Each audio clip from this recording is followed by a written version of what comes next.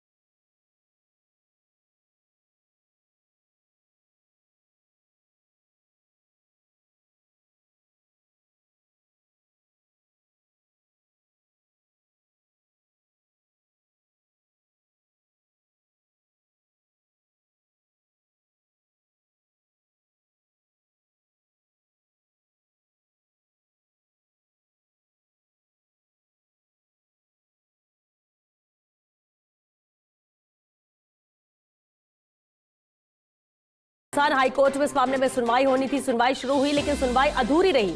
आज सुनवाई पूरी नहीं हो सकी और अब मामले में कल एक बार फिर इस मामले को लेकर आगे की सुनवाई जारी रहेगी। फिर से सुनवाई होगी इस पर। जस्टिस समीर जैन की एकल पीठ में इस मामले को लेकर सुनवाई होगी। राज्य सरकार की ओर से महाधिवक्ता राजेंद्र प्रसाद ने आज पक्ष रखा।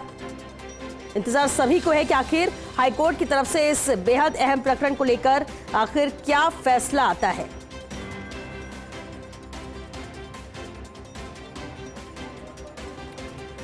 और चलिए इस पर ज्यादा जानकारी के साथ सहयोगी कमलकांत हमारे साथ जुड़ चुके हैं। कमलकांत, बेहद अहम मामला है और इंतजार 7 जुलाई का ही सबको था, जब इस मामले में फैसला हाईकोर्ट का सुनने के लिए सब इंतजार कर रहे थे, लेकिन आज भी सुनवाई अधूरी रही। विस्तार से आना चाहेंगे, सुनवाई के दौरान क्या कुछ रहा?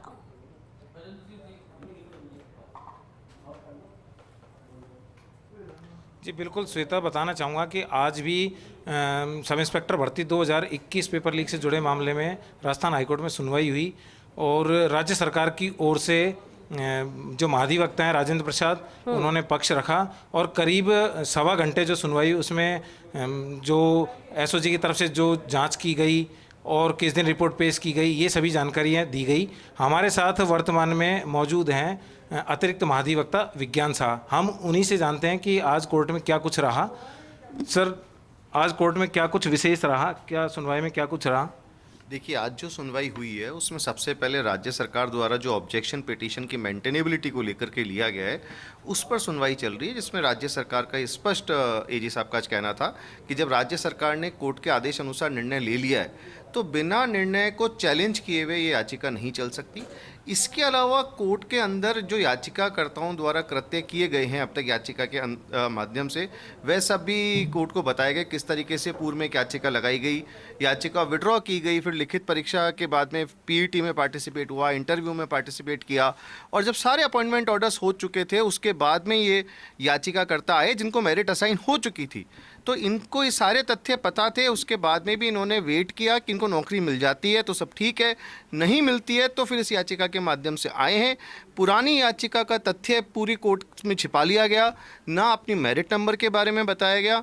तो जब इस तरीके का कंडक्ट याचिकाकर्ताओं का रहा है, उस स्थिति में याचिका को नहीं सुना जाना चाहिए, और वो भी स्पष्ट है जब नया जो डिसीजन सरकार ने अब ले लिया उसको कोई चुनौती नहीं दी गई है। सर, एक कोर्ट में ये भी बात चली कि ये फाइल सीएम ऑफिस में रही, क्या कुछ इस पर आर्गुमेंट किए गए?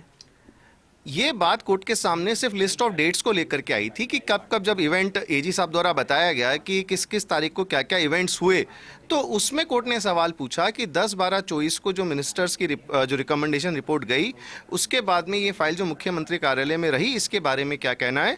उस पर एजी साहब का कहना था कि जब फाइल वहाँ पहुँची उसके बाद में अलग अलग जो वर्ग होते हैं, जैसे आरपीएससी के मेंबर्स, बाकी सब चीज़ों से डेलिब्रेशंस होता है, और ये माना जा रहा था कि जितनी व्यापक स्थिरता इसमें बताई जा रही है उस पर निर्णय लेना जब तक कि और इन्वेस्टिगेशन नहीं हो जाए वो उचित नहीं होगा। इसलिए फर्दर इन्वेस्टिगेशन की रिपोर्ट्स, डीओपी की रिपोर्ट, आरपीएससी की रिपोर्ट, स्टैटिस्टिकल रिपोर्ट्स डिपार्टमेंट की मिनिस्टर्स कमेटी ने जब रिकंसिडर की तो वह रिकमेंडेशंस जब पहुंची हैं तो उनको अप्रूवल दिया गया है।